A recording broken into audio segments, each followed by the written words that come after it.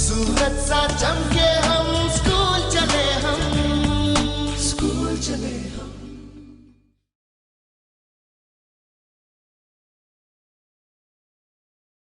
आज मैं आपके सामने Kamal Singh Rathore higher secondary school Dhonswad से हम आज सामाजिक ज्ञान के पहले अध्याय का प्रमुख बिंदु जो संसाधन के प्रकार जो अक्सर डिफ़िकल्ट वाले हिस्से में आता है वो वाला हिस्सा हम आज समझने की कोशिश करेंगे।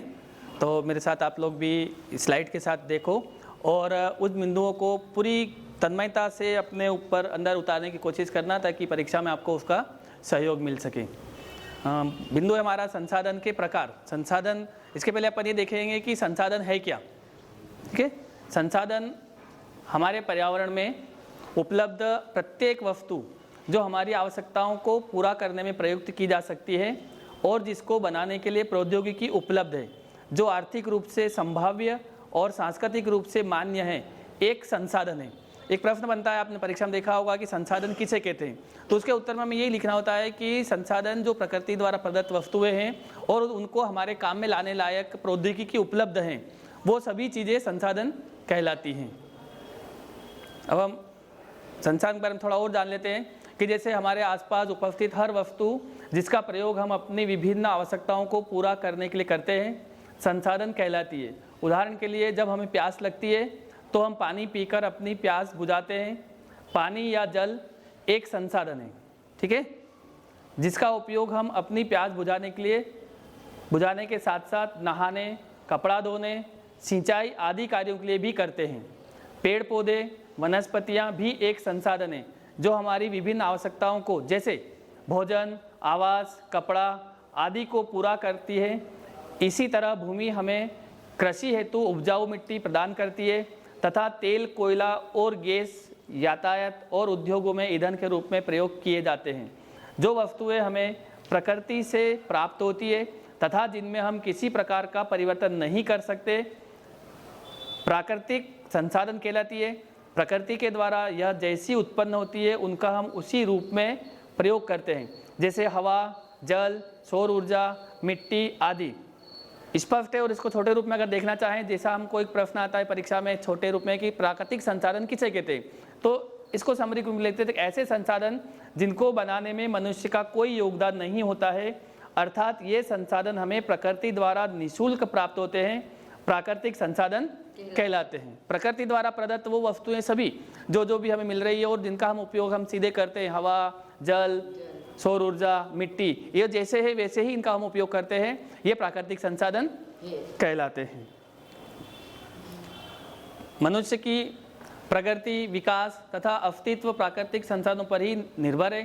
प्राकृतिक पर्यावरण के अंतर्गत उपलब्ध संसाधनों जैसे हवा, मिट्टी, सौर ऊर्जा, पेड़ पौधे आदि का उपयोग करके हम अपनी विभिन्न आवश्यकताओं को पूरा करते हैं। हम अपने दैनिक जीवन में अनेक प्राकृतिक संसाधनों का प्रयोग करते हैं। इनमें से कुछ ऐसे हैं जिनके बिना हमारा जीवित रहना संभव नहीं है, जैसे हवा, जल, पेड़ पौधे आदि। इसके अलावा कुछ प्राकृतिक संसाधन ऐसे हैं जो हमारे जीवन को आसान व सुखमय बनाने में हमारी सहायता करते हैं, जैसे खनिज पदार्थ, पेट्रोल, डीजल, कोयला आदि। प्राकृतिक संसाधन हमें प्रकृति द्वारा दिए गए वे उपहार हैं जो हमारे लिए बहुत ही आवश्यक हैं। प्रकृति द्वारा अपनी मनुष्य की जितनी भी प्रगति हुई है वो सारी प्रगति इन संसाधनों के आधार पर ही। अगर ये संसाधन नहीं होते तो मनुष्य इतनी प्रगति नहीं कर पाता, पिछड़ जाता। जब जब इन संसाधनों की हमें आवश्यकता हुई तब तक संसाधन प्रकृति से हमें मिलने लगे हैं। कुछ प्राकृतिक संसाधनों को हम चित्र में अगर देखते हैं तो ज़्यादा क्लियर हो जाता है कि जैसे एनिमल रिसोर्सेज, पशुओं से हम बहुत सारा सिंचाई के काम में या खेती के काम में या अन्य बोझा ढोने के काम में या दूध आदि प्राप्त करने के लिए पशुओं से हम सामग्रियाँ प्राप्त करते हैं। वैसे ही क्रूड ऑयल जो खनिज तेल हैं ये भी हमारा प्राकृतिक संसाधन है। फिर फॉरेस्ट, जितना भी वन संपदा है ये भी प्राकृतिक संसाधन है। फिर ये जो खदानों में खुदाई कार्य हो रहा है, यानी कि खनन कार्य से जितने भी खनिज निकलते हैं वो खनिज। फिर जल संसाधन, भूमि संसाधन, हवा और सूर्य की ऊर्जा और नेचुरल गैस, इतने सब ये प्रकृति से हमें निःशुल्क प्राप्त हो रहे और ये सभी क्या है? प्राकृतिक संसाधन। ठीक है, आगे हम देखते हैं कि दैनिक उपयोग में भी हम सुबह उठते हैं वहाँ से लेकर के तो रात को सोने तक विभिन्न प्रकार की सामग्रियों का उपयोग अपने दैनिक जीवन में करते हैं। जैसे हम सुबह उठते से ही हमको चाहिए मंजन, टूथपेस्ट करते हैं, तो टूथपेस्ट हुआ, मंजन हुआ, साबुन हुआ, पहनने के लिए कपड़े हुआ, जैसे छोटी छोटी चीज़ें हमारे घरेलू या दैनिक उपयोग की चीज़ें, ये सब भी संसाधन है और प्रकृति से किसी न किसी रूप से हमें प्राप्त होती है संशोधित होकर के। जैसे मकान है, टोपी, मोजे, फल, साइकिल, ठीक है, लिखने के लिए पेंसिल, बोर्ड, मोबाइल, ये सारे के सारे हमारे लिए क्या हैं, दैनिक उपयोग के संसाधन। जहाँ जो भी हम जिस टेबल पे बैठे हुए हैं, जिस कॉपी में लिख रहे हैं, जिस कुर्सी का हम बैठने का उपयोग कर रहे हैं, जिस बैग का उपयोग कर रहे हैं, लिखने के लिए लीड पेन का उपयोग, ये सब के सब हमारे दैनिक उपयोग के संसाधन है। अब आते हैं हम हमारे मुख्य बिंदु के ऊपर, संसाधनों के प्रकार पर। संसाधनों को हमने जान लिया कि संसाधन क्या चीज़ है, तो ये अलग अलग प्रकारों में हैं और इनकी जो प्रकार है इनको 4 भागों में विभाजित किया हुआ है। सबसे पहला क्या है, उत्पत्ति के आधार पर, जैसे ये प्रकृति में उत्पन्न हुए हैं तो उत्पत्ति के आधार पर। दूसरा भाग है उसका समाप्यता के आधार पर। तीसरा प्रकार है स्वामित्व के आधार पर। चौथा है विकास के स्तर के आधार पर। तो अलग अलग स्तर के आधार पर हमें तैयारी यूँ करनी पड़ती है कि इस पार्ट से जैसे आपको 2 नंबर का प्रश्न आएगा तो 2 नंबर के प्रश्न में इतना बड़ा पूरा नहीं आएगा, उसमें यह आएगा कि या तो उत्पत्ति के आधार पर संसाधनों का वर्णन कीजिए, यह आएगा समाप्यता के आधार पर संसाधनों का वर्णन कीजिए। तो ऐसे छोटे प्रश्न इस तरीके से करने पड़ेंगे। इसके अंतर्गत जो 2 भाग आएंगे, आगे अपन देखेंगे उत्पत्ति के आधार पर 2 भाग जो है आप लोगों ने पढ़े होंगे किताब में, जैव और अजैव संसाधन, पढ़े ना? हाँ, उत्पत्ति के आधार पर संसाधन 2 प्रकार के हैं। एक है जैव संसाधन। जैव संसाधन किसे कहेंगे अपन देखते हैं। इन संसाधनों की प्राप्ति जीव मंडल से होती है और इनमें जीवन व्याप्त है, जैसे मनुष्य, वनस्पति जात, प्राणी जात, मत्स्य जीवन, पशुधन आदि। वे सभी संसाधन जिनमें जीव उपलब्ध हैं, जैसे कौन कौन, मनुष्य, वनस्पति जात, प्राणी जात, मत्स्य जीवन, पशुधन, ये सब जिनमें जीव है वो जैव संसाधन है, जिनमें जीव नहीं है वो अजैव संसाधन। दूसरा भाग कौन सा हुआ उत्पत्ति के आधार पर, अजैव संसाधन। वे सारे संसाधन जो निर्जीव वस्तु से बने हैं अजैव संसाधन कहलाते हैं। उदाहरण के लिए चट्टानें, धातुएं जो हम खनिज के द्वारा प्राप्त करते हैं। तो 2 प्रकार के उत्पत्ति के आधार पर संसाधन हुए, एक जैव संसाधन, दूसरा अजैव संसाधन। मुख्य प्रकार में हम दूसरा प्रकार देखते हैं जो है समाप्यता के आधार पर। समाप्यता के आधार पर संसाधन फिर 2 प्रकार के हैं, एक नवीकरण योग्य संसाधन, दूसरा अनवीकरण योग्य संसाधन। नवीकरण योग्य संसाधन कौन से हैं, वे संसाधन जिन्हें भौतिक, रासायनिक या यांत्रिक प्रक्रियाओं के द्वारा नवीकृत या पुनः उत्पन्न किया जा सकता है, उन्हें नवीकरण योग्य अथवा पुनः पूर्ति योग्य संसाधन कहा जाता है। उदाहरण के लिए सौर ऊर्जा, पवन ऊर्जा, जल, वन, वन्य जीवन, ये सभी संसाधन क्या हैं, लगातार मिलते हैं, हमें निरंतर रूप से मिलते हैं। ये अबाधित रूप से प्रकृति द्वारा हमें लगातार मिलते रहते हैं, इसलिए नवीकरण है। जितने उपयोग करो नए फिर और बनते जाते हैं। जैसे सौर ऊर्जा हमने सूर्य से जितनी प्राप्त करी वापस सौर ऊर्जा हमको मिलती रहती है। जल एक जल चक्र के रूप में चलता है, जल भी हमें वापस लगातार मिलता रहता है। हवा लगातार हमको सांस लेने के लिए मिल रही है, इसीलिए लगातार यानी कि निरंतर मिल रही है, इसीलिए इन्हीं संसाधनों को सतत संसाधन भी कहते हैं। ऑब्जेक्टिव में आता है आपके पास में कि जल कौन सा संसाधन है, सतत है ना, एक ऑब्जेक्टिव में, तो इसको सतत या प्रवाह संसाधन भी कहते हैं।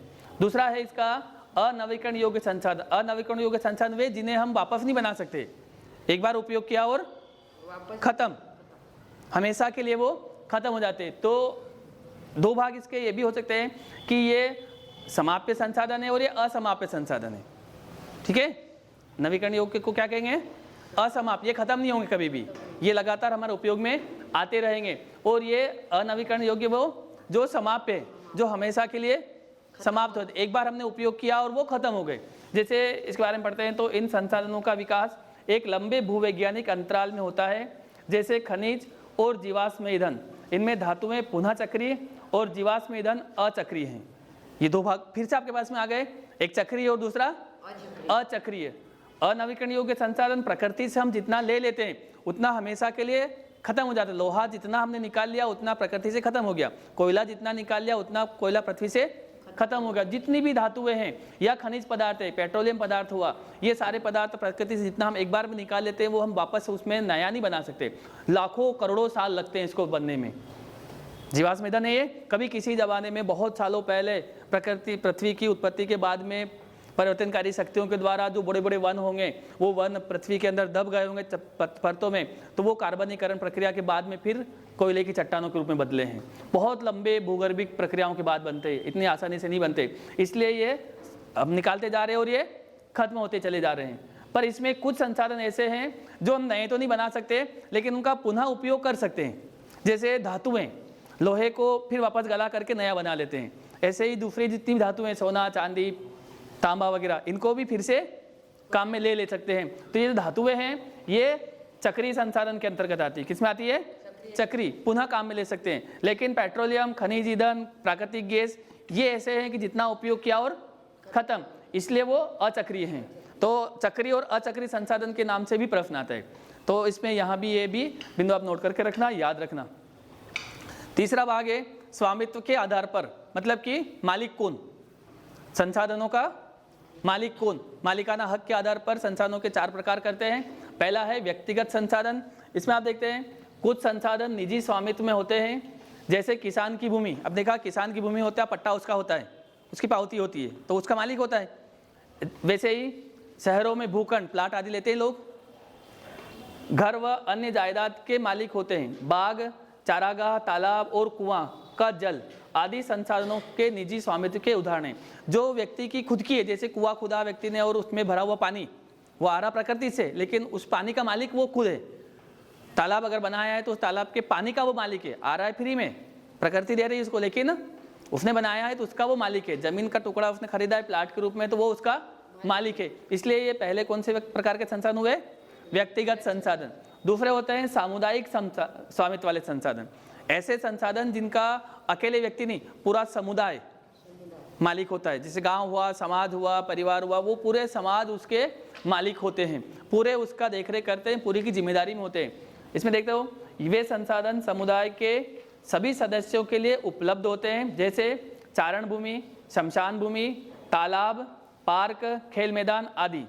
ये ऐसे संसाधन हैं जिनका उपयोग सब लोग करते हैं, इसका कोई अकेला मालिक नहीं होता। कोई ये नहीं कहता है कि ये शमशान भूमि मेरी निजी है, उसमें सभी लोगों के परिवारों के जिसमें भी कहीं हो जाता है उनके सबों को ले जाते हैं।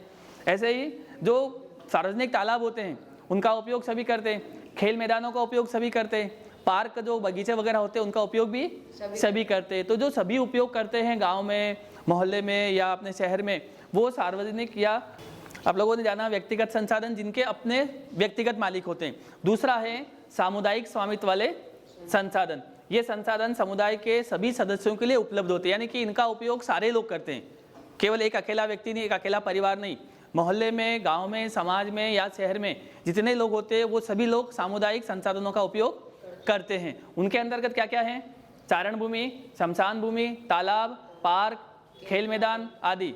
मतलब जितने भी उद्यान होते हैं, बगीचे होते हैं, इन सब का उपयोग कोई भी वहाँ घूमने जा सकता है, कोई भी उनका उपयोग। ये जरूरी है कि नुकसान नहीं पहुँचाते, सभी की सामूहिक जवाबदारी है, सभी के उपयोग कर रहे हैं। तो इस तरीके से ये जो ऐसे संसाधन हैं जिनका सभी लोग उपयोग करते हैं वो सामुदायिक स्वामित्व वाले संसाधन कहलाते हैं। स्वामित्व के आधार पर तीसरे प्रकार कौन से हैं? राष्ट्रीय संसाधन। वे संसाधन जो राष्ट्रीय महत्व के हैं, जिसका मालिक राष्ट्र हैं, व्यक्तिगत मालिक नहीं होते हैं। जैसे तकनीकी तौर पर पाए जाने वाले संसाधन राष्ट्रीय, इनमें सड़कें, रेल मार्ग, खनिज पदार्थ, जल, वन, वन्यजीव, समुद्री सीमा आदि। कितनी चीज आ गई इसके अंतर्गत?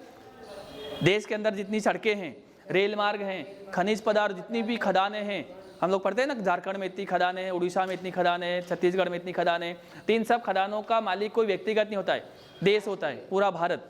भारत में है तो पूरे भारत की खदानें, तो देश की ही वो सब संसाधन है। उसी प्रकार से देश के जो नदियाँ हैं, बड़े बड़े जलाशय, वन है, वन में जीव हैं, वन्य जीव हैं, और समुद्री सीमा। आप लोग मानचित्र वगैरह में पढ़ते हो, किताब में देखते होंगे कि समुद्री सीमा के लिए मानचित्र में एक लिखा रहता है कि 12 समुद्री मील तक भारत की सीमा। कभी देखा आप लोग ऑनलाइन में? देखना कभी बारीकी से, कि उस मानचित्र में एक निर्देश लिखा रहता है नीचे कि 12 समुद्री मील तक, यानी कि 22.5 किलोमीटर लगभग जो समुद्र सतह है, उस सतह से 12 समुद्री मील यानी कि 22 किलोमीटर तक उस देश की सीमा होती है। तो उतने तक भी अगर पानी के अंदर भी कोई संसाधन है तो उसका मालिक भी देश ही होता है। तो इतनी जब सारी चीज़ें राष्ट्रीय संसाधन के अंतर्गत आती है। चौथा होता है राष्ट्रीय से बाहर का, कौन सा हो गया वो? अंतर्राष्ट्रीय। पूरे विश्व में नहीं कि कुछ संसाधन को अंतर्राष्ट्रीय संस्थाएं नियंत्रित करती है। तट रेखा से 200 समुद्री मील की दूरी से परे खुले महासागरों को इनकी सहमति से ही उपयोग किया जा सकता है। कुछ क्षेत्रों में बंधन होता है कि 12 समुद्री मील का, लेकिन देश के साथ में है। तो जैसे हम भारत की बात करते हैं तो भारत के बॉम्बे से 176 किलोमीटर दूर बॉम्बे हाई से तेल निकाल रहे हैं, है ना, वो 200 किलोमीटर अंदर है तो भारत निकाल रहा है। उसमें नया एक क्षेत्र और तैयार हो गया, बसीन, याद रखना आप लोग, नया ऑब्जेक्टिव जुड़ सकता है तेल उत्पादक क्षेत्र में। मुंबई हाई है ना, मुंबई हाई से थोड़ा ऊपर खंबात की खाड़ी में नया तेल क्षेत्र तैयार हुआ है, बसीन, याद रखना। सबसे पुराना डिगबोई है और अभी लेटेस्ट नया जो बॉम्बे हाई के भी बाद में तैयार हुआ है वो है बसीन। तो ये तो राष्ट्रीय संसाधन में, लेकिन 200 समुद्री मील से आगे जितने भी समुद्रों के अंदर संसाधन भरे पड़े हैं उनका उपयोग कोई भी देश अपने आप नहीं कर सकता कि इसका मैं उपयोग करूँ। इसका नियंत्रण कौन करता है? अंतर्राष्ट्रीय सीमाएं, जो अंतर्राष्ट्रीय संस्थाएं हैं वो उनका नियंत्रण करती, वो फिर परमिशन करती कौन इनका उपयोग कर सकते हैं या नहीं कर सकते हैं। चौथा प्रकार अपन देखते हैं विकास के स्तर के आधार पर। कौन सा है? विकास के स्तर के आधार पर दो संसाधन विकास में आगे आते हैं। पहला इसमें संभावी संसाधन, यह वे संसाधन है जो किसी प्रदेश में विद्यमान है परंतु इनका उपयोग नहीं किया गया है। उदाहरणार्थ गुजरात और राजस्थान में पवन और सौर ऊर्जा। जैसे हमारे आसपास आप लोग देखते हो रतलाम और रतलाम के आसपास में बहुत सारी पवन चक्कियाँ लगी हुई हैं। वो काय के लिए लगी हुई है? पवन ऊर्जा के लिए लगी हुई है। कहीं कहीं आपने बड़ी बड़ी बिल्डिंगों के ऊपर या लंबे क्षेत्र में अगर देखा हो तो एक एक 400-400, 500-500, 1000 मीटर क्षेत्र में सौर ऊर्जा की प्लेटें लगी हुई हैं। तो ये कई एरियो में तो इनका खूब उपयोग हो रहा है। ऐसा ही राजस्थान में और गुजरात में भी बहुत सारी पहाड़ियां हैं और वहाँ भी खूब विंड एनर्जी तैयार की जा सकती है, लेकिन अभी उनका उपयोग नहीं कर रहे हों, इसलिए वहाँ संभावना है कि वहाँ पर इनका ऊर्जा का उपयोग किया जा सकता है। राजस्थान में भी खूब हवा, खुला मैदान खूब है, तो सौर ऊर्जा भी खूब प्राप्त की जा सकती है, पवन ऊर्जा भी खूब प्राप्त की जा सकती है, लेकिन अभी नहीं कर रही, मतलब लेकिन वहाँ संभावना है, इसलिए वो संभावित संसाधन के अंतर्गत है।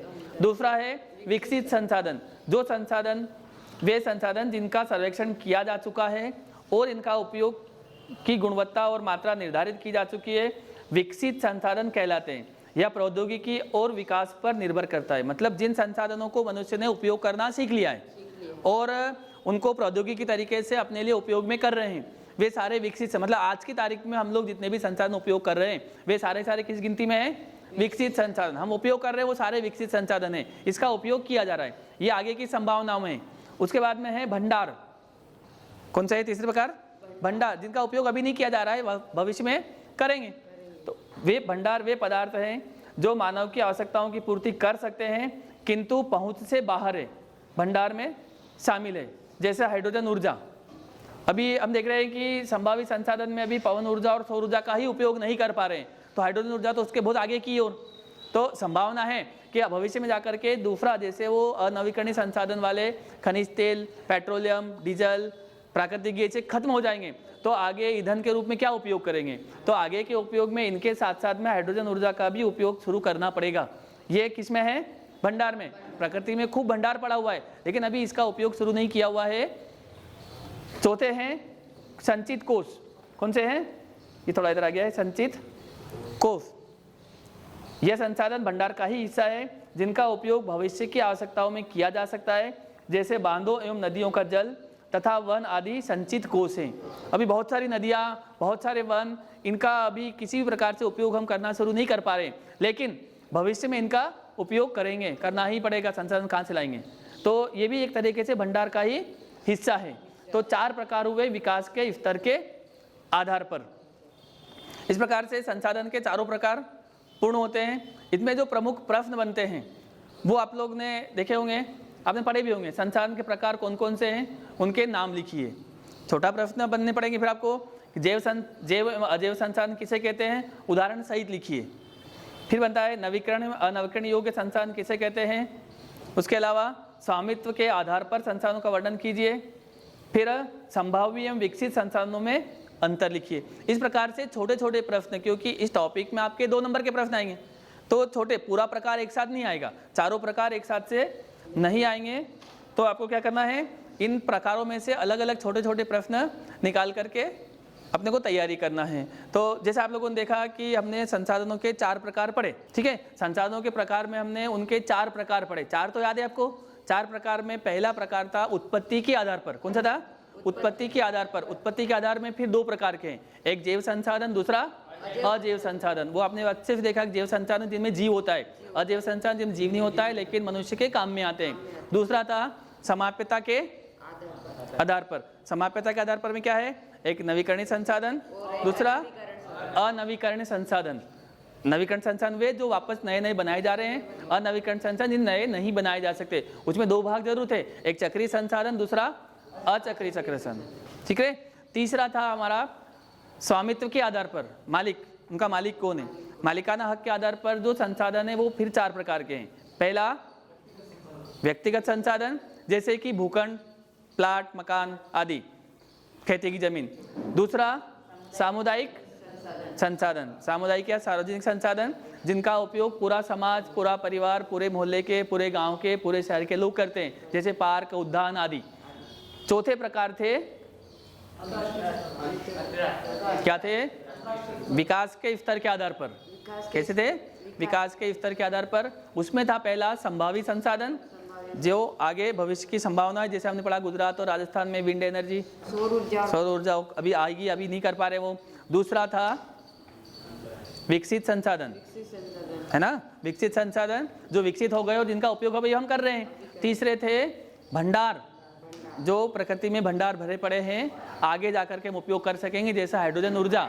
और चौथा था संचित कोष, जिनका जैसे नदियों का जल, वन, यह भी संचित कोष के रूप में है, जिनका उपयोग भी भंडार के रूप में है, भविष्य में हम कर सकेंगे। तो आज अपन इन चारों प्रकार को संसाधनों के पढ़े, उनमें से छोटे छोटे प्रश्न अलग अलग निकाल करके आप तैयारी करोगे तो वार्षिक परीक्षा में खूब अच्छे नंबरों की प्राप्ति करोगे और आगे कॉम्पिटिटिव परीक्षाओं में भी काम आएंगे ये। ठीक है बच्चों।